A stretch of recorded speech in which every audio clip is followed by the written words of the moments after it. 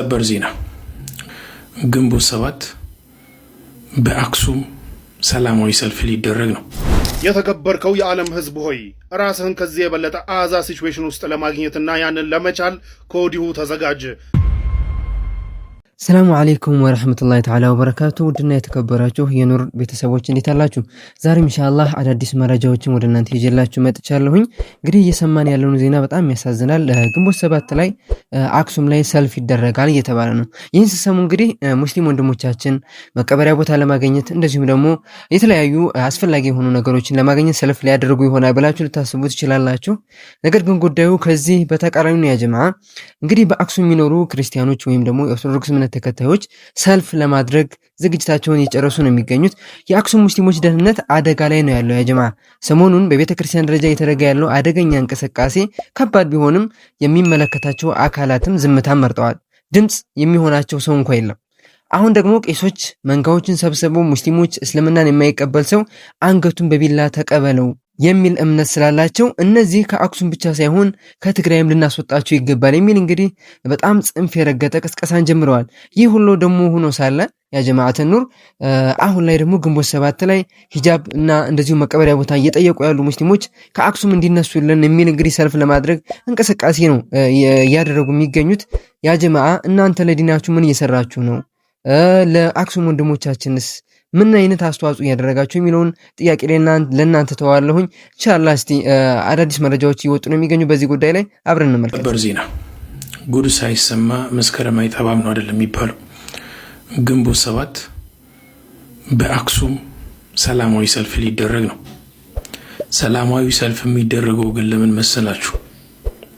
የአክሱም ሙስሊሞች ሂጃብ መጠየቃቸውን የማያቆሙ ከሆነ፣ ጸጉራችንን እንሸፍን ማለታቸውን የማያቆሙ ከሆነ፣ የመቀበሪያ ቦታ መጠየቃቸውን የማያቆሙ ከሆነ፣ እንዲሁም ደግሞ መስጂድ ይሰራልን ብለው ቦታ መጠየቃቸውን የማያቆሙ ከሆነ ግንቦት 7 ሰልፍ እንወጣለን ብለው ተዘጋጅተዋል። ይህ የደረሰኝ ዜና ነው። ግንቦት 7ን በጉጉት እንጠብቅ። ሰሞኑን ደግሞ በተለይ ለየት በሚያደርግ ሁኔታ እንግዲህ የተለያዩ እንቅስቃሴዎችን እያደረጉ ነው። የተለያዩ የጥላቻ ንግግሮችን ወይም ደግሞ ሰበካዎችን እያደረጉ ነው የሚገኙት ሙስሊሞች ላይ ጥቃት እንዲሰነዘር ወይም ደግሞ አሁን እናዘጋጀዋለን ለሚሉት ሰልፍ እንግዲህ ግብአት እንዲሆን ህዝቡን በማነሳሳት ተጠምደዋል። ባይዞ ይህ የሁላችንም ኃላፊነት ነው። ያ ጀማዓ ብዙም ጊዜ እስልምና በኢትዮጵያ ውስጥ ይኖር ብዙ ፈተናዎችን እያስተናገደ ነው የኖረው። አሁንም ያስተናግዳል። ይህ ግልጽ ነው ያ ጀማዓት ኑር። ነገር ግን እያንዳንዳችን ሁላችንም ኃላፊነት አለብን። ለአክሱም ወንድሞቻችን ድምጽ መሆን እንደዚሁም በቻልን ዱዓ ማድረግ በቻልነው አቅም ማገዝ ወንድሞቻችንን መርዳት ኃላፊነት አለብን። ኢንሻአላህ በዚህ ጉዳይ ላይ አሁንም የሚወጡ አዳዲስ መረጃዎች ካሉ ኢንሻአላህ የማደርሳችሁ ይሆናል። ቻናሉን ላይክ፣ ሰብስክራይብ ያደረጋችሁ እንድትቆዩ ግን ግብዣዬ ነው። አላሁ አክበር። ከወደ ሳውዲ ተአምራቶችን መስማታችንን ቀጥለናል። ሙስሊም ሆናችሁ ይህን ቪዲዮ እንዳያጠፉት እስከ መጨረሻው ኮፒ ሊንክ፣ ሼር፣ ፖስት ያደርጋችሁ ተከታተሉኝ። ኮሜንቱን ደግሞ በተክቢራ። አንዲት ቱኒዚያዊት ሴት በእድሜ የገፉ አይነ ስውር የሆኑ ዘመዷን ወደ ረሱላችን ሰለላሁ ዐለይሂ ወሰለም ሀገር ኡምራ ለማድረግ ይዟቸው ይገባሉ። ያቺም ሴት እጃቸውን ይዛ ጧፍ ማድረግ ይጀምራሉ። በዛ ሰዓት ነበር እነዛ አይነ ስውር የሆኑት አባት በሚያሳዝንና እጅግ ልብን በሚነካ መልኩ ዱዓ ማድረግ የጀመሩት። ሱብሃንአላህ በዚህ ሰዓት ነበር አንድ ነገር የተፈጠረው፣ አንድ ታምርም የመጣው።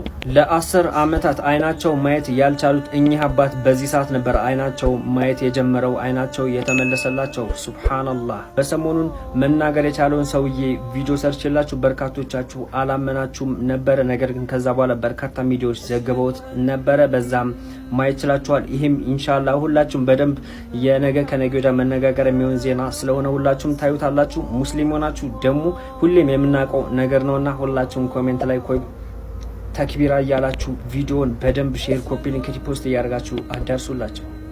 የሚያጅበው እኮ ሌላ ነገር አይደለም።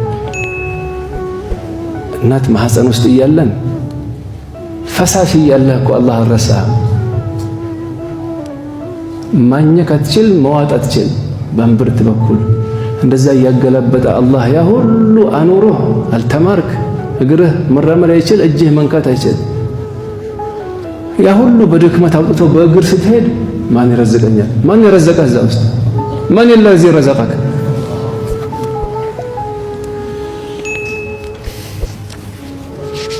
ኢነላህ ሁወ ኢነላህ ሁወ አርረዛቅ ኢነላህ ሁወ አርረዛቅ ዙል ቁወቲል መቲን። እዚች አያት ላይ ብቻ ዑለማ የተናገሩት ወር ብትፈስረው አያልቅም። ኢነ ሐርፍ ተውኪድ ወነስብ እኮ ነው ናሕው ላይ። ሁወ ሲመጣም እዚህ ጋር ስር አለው።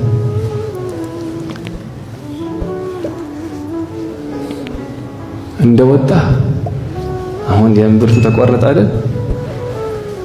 ማን ነገሮት ነው የጡት ወተት እንዲፈስ ያደረገው? ከአላህ ሌላ ማን አለ? መጥባት ማን አስተማረ? ማን አስተማረ መጥባት? አላህ። ሁለት ዓመት ጠብተህ በእግርህ መሄድ ስትጀምር ማን ይረዝቀኛል? አታፍርም? እነዚህ ናቸው አሏሉሽ አላህን በርዝቅ የሚጠረጥሩ። አላህ አደብስታን። የተከበርከው የዓለም ህዝብ ሆይ ራስህን ከዚህ የበለጠ አዛ ሲቹዌሽን ውስጥ ለማግኘትና ያንን ለመቻል ከወዲሁ ተዘጋጅ። ምክንያቱም እዚህ ቅርቃር ውስጥ የከተተህ እብድ ሰውዬ እንደገና የባሰ ሲቹዌሽን ውስጥ ሊከትህ እንግዲህ 2 ቀን እንደቀረው በዛሬው ዕለት አሳውቋል። እዚህ ጋር እንደምታዩት ዶናልድ ትራምፕ ትዊት ባደረገው መሰረት ማክሰኞ ዕለት፣ ዛሬ እሑድ ነው አይደለ? ማክሰኞ ዕለት የኢራንን ፓወር ፕላንቶች የኤሌክትሪክ ማመንጫ ፋሲሊቲዎችና እንዲሁም ድልድዮችን በሙሉ የምመታበት ቀን ነው ካለ በኋላ እናንተ ብሎ ይሄን የመሳሰለ ቃላቶች ተጠቅሟል።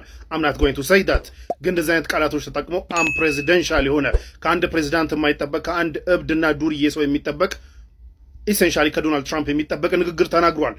ከዛ በኋላ ምስጋና ለአላህ ይሁንም ብሏል። ሜይቢ ዳትስ የሆነ ሙስሊሞችን ኦፌንድ ለማድረግም ሊሆን ይችላል ያ ንግግሩ። ነገር ግን የሚያሳየው ከዚህ ትዊቱ የሚያሳየው ዶናልድ ትራምፕ የመጨረሻውን አይነት ተስፋ መቁረጥ እንደቆረጠና የመጨረሻውን ዛቻ እየዛተ እንደሆነ ነው። ምክንያቱም ይከፍቱልኛል ብሎ በተደጋጋሚ ሲያራዝም የነበረ ቢሆንም እስካሁን ድረስ ሊከፈት አለመቻሉን ተከትሎ እንግዲህ ወደ ስድብ፣ ወደ ማንቋሸሽ፣ ወደ ምናምን ወደ መሳሰሉት ዝቅ ያሉ ቦታዎች ወርዷል ዶናልድ ትራምፕ። ናው ከኢራን አካባቢ ግን እየተሰማ ያለው ድምጽ ምንድነው? በተለይ ከሙጅተባ ከሱፕሪም ሊደሩ አድቫይዘር ከሆኑ ሰውዬ እንግዲህ የተሰማው ምንድነው? እንደዚህ አይነት ሙከራዎች የሚደረጉ ከሆነ the only thing we will do የሚድል ኢስትን በሙሉ ፓወር ፕላንቶችን እንዳለ እናጠፋና ባብል መንደብን ደግሞ እንዘጋለን፣ ከዛ በኋላ ዓለም ይወጣዋል ብለዋል ኢራኖች። this is a dangerous escalation for everybody ለዓለም ላይ ላለ በሙሉ ከባድ ኤስካሌሽን ነው። ስለዚህ ይሄንን እብድ ሰውዬ የሚይዘው ሰው ከጠፋ ማክሰኞ ዕለት will be a disaster። ዩ ጋይስ ትልልቅ ሜጀር አፕዴቶች እንዳሉ ታውቃላችሁ። ሶ በኢራን ተራራ ውስጥ የጠፋው ሚሊተሪ ኦፊሰር ማለት ነው የአሜሪካው የዩኤስ ሬስኪው ኦፕሬሽን ማለት ነው ተገኝቷል ማለት ሁለቱም ሬስኪው ተደርገዋል። እና ይሄ የሚያሳየው ምንድነው አሜሪካ ላይ አትደራደርም በእንደዚህ አይነት ነገር ማለት ሆስቴጅ ሲቹዌሽን አይፈልጉም። ፕላስ ደግሞ ኖ ማን ሌፍት ቢሃይንድ የሚባል ፕሪንሲፕል አላቸው እና አንድም ሰው ቢሆን ላይክ ኤኒሚ ቴሪቶሪ ውስጥ ገብቶ ማለት የጠላት ቴሪቶሪ ውስጥ ገብቶ እንዲቀር አይፈልጉም። እና ኢቨን ይሄንን ሰውዬ ለማግኘት ማለት ነው ላይክ ይሄን ሰውዬ ሴቭ ሲያደርጉት ማለት ነው 2 ሌላ ሄሊኮፕተር አጥተዋል ማለት ራሳቸው አፈንድተው ነው ግን ኔሴሰሪ ነው ብሎ ስላሰቡ ማለት ነው። እና ይሄንን ራን ሲያደርጉት ማለት ነው ሲአይኤ ላይክ ኢራኒያኖችን ማለት ነው ኮንፊውዝ ለማድረግ ዲሰፕሽን ቴክኒኮች ይጠቀሙ ነበር ማለት ሌላ ሎኬሽን ላይ አግኝተነዋል ምናምን ብሎ ሲያስወሩ ነበር በዛው በሀገሩ ህዝብ ማለት ነው። እና በቃ የሚያስፈልገውን ሌንግዝ ይሄዳሉ የራሳቸውን ሰው ለማትረፍ ማለት ነው። ግን አት ሴም ታይም ማለት ነው እነዚህ ጀቶች የመመታት እስካሁን ድረስ ወደ 7 ኤርክራፍቶች ተመተዋል። እና እነዚህ ጀቶች መመታት ማለት ነው የአሜሪካ ጀቶች በመመታታቸው ማለት ነው ትልቅ ፕሩቭ ያደረገው ነገር አለ። ምንድነው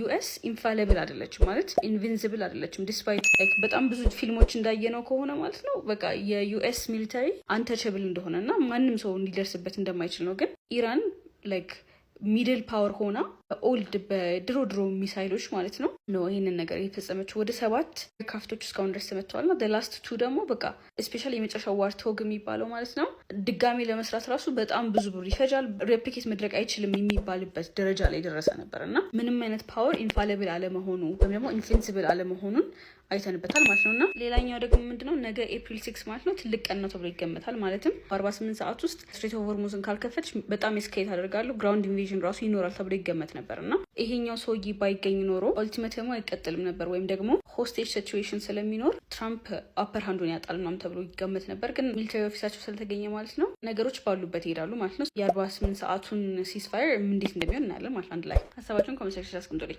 ሰሞኝማ የስፔን ብሔራዊ ቡድን ደጋፊዎች ከእስልምናና ከሙስሊሞች ጋር በተገናኘ በቀደም ስላደረጉት አሳፋሪ ተግባር ነግሬያችሁ ነበር። ላሚን ያማልም ደግሞ የሰጠው እጅግ በጣም አስደሳች ምላሽ ነበረ። ታዲያ ከዚህ ጋር በተገናኘ አዳዲስ ነገሮችን ላጋራችሁ። እንደምታውቁት በቀደም ግብጽና የስፔን ብሔራዊ ቡድን በነበራቸው የወዳጅነት ጨዋታ ላይ የስፔን ብሔራዊ ቡድን ደጋፊዎች እንግዲህ ስታዲየሙን ከዳር እስከ ዳር እያናወጡት ከዚህ መሀል ከኛ ውስጥ ማለት ነው ከዚህ መሀል እንግዲህ የማይጨፍር የማይጮህ የማይዘል ሰው ካለ ይህ ሰው ሙስሊም ነው እያሉ እስልምና ላይ ለመሳለቅ ለመላጥ ምናምን ለማንጓጠጥ ምናምን ሞክረው ነበር። ታዲያ ከዚህ ጋር በተገናኘ እንደነገርኳችሁ ላሚን ያማል እጅግ በጣም ተበሳጭቶ ሰላም ሳይላቸውም ጭምር እንደወጣ ነግሬያችሁ ነበረ። ታዲያ ከዛም በኋላ ደግሞ ኢንስታግራም ላይ አልহামዱሊላህ ሙስሊም ምናምን ብሎ እንግዲህ ጽፎ ነበር የተደረገው ተግባር ፍጹም ትክክል እንዳልሆነና በእስልምናው እንደሚኮራ ጭምር ገልጾላቸው ነበረ። ታዲያ ይህንን ፖስቱን ተከትሎና የስፔን ብሔራዊ ደጋፊዎች ከሰሩት አሳፋሪ ተግባር በኋላ እጅግ በጣም ትልቅ የተባሉ ኳስ ተጫዋቾች እንግዲህ ምላሻቸውን ወይም ደግሞ አጋርነታቸውን እያሳዩ ይገኛሉ። የስፔን ብሔራዊ ቡድን ደጋፊዎች የሰሩትን ተግባር ደግሞ እየኮነኑ ይገኛሉ።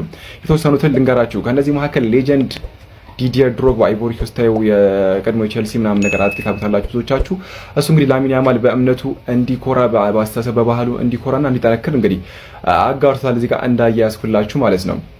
ከዚህ በተጨማሪ ደግሞ ቪኒሲየስ ጁኒየር የቡድን አጋሩ የሪያል ማድሪድ ወይም ብራዚላዊ ዊንገር እሱም እንግዲህ ድጋፉን ላይክ አድርጎ ይሄን ኢንስታግራም ገጽ ላይ ፖስቶን የእንትናን ፖስት አጋርቶ እንትን ላይክ አድርጎ ከዚህ በተጨማሪም ደግሞ የስፔን ብሔራዊ ደጋፊዎች የሰሩት ተግባር ፍጹም ትክክል እንዳልሆነ እንግዲህ ዲስሪስፔክትፉል መሆኑን እንግዲህ አጋርቷል ማለት። ከዚህ በተጨማሪ እነ ጁድ ቤሊንግሃም እነ ፖል ፖግባ እና አሽራፍ ሀኪሚ እጅግ በጣም ብዙ ትልልቅ ኳስ ተጫዋቾች እንግዲህ ይህን ነገር ለላሚን ያማል ድጋፍ እያሳዩና በእምነት ጉዳይ ፍጹም መተናነስ የማነስ ስሜት እንዳይሰማውና እንዲበረታ እንትን ብለው አጋራታቸውን አሳይተዋል። እንዲሁም ደግሞ የስፔን ብሔራዊ ቡድን ደጋፊዎች ተግባር እጅግ በጣም የማይመስጥ እንደሆነ እንግዲህ አጋርተዋል ማለት ነው።